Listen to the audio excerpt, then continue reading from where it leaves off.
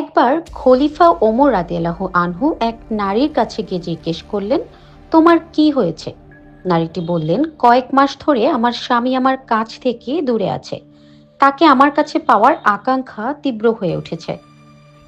ওমর রাদিয়াল্লাহু আনহু তখন তার মেয়ে হাফসা রাদিয়াল্লাহু আনহুর কাছে গিয়ে বললেন, আমি তোমার কাছে একটি গুরুত্বপূর্ণ বিষয় জানতে চাই, আমাকে সাহায্য করো। স্বামী কতদিন দূরে থাকলে স্বামীকে কাছে পাওয়ার আকাঙ্ক্ষা মেয়েদের মধ্যে তীব্র হয়ে ওঠে? হাফসা রাদিয়াল্লাহু আনহু লজ্জায় মাথা নত করে ফেললেন। ওমর রাদিয়াল্লাহু আনহু তখন বললেন, আল্লাহ সত্য প্রকাশের ব্যাপারে লজ্জা করেন না। হাফসা রাদিয়াল্লাহু আনহু তখন হাতে ইশারা করে বুঝিয়ে দিলেন 3 বা 4 মাস। ওমর রাদিয়াল্লাহু আনহু নির্দেশ দিলেন, কোনো সৈনিককেই যেন 4 মাসের বেশি আটকে রাখা না হয়।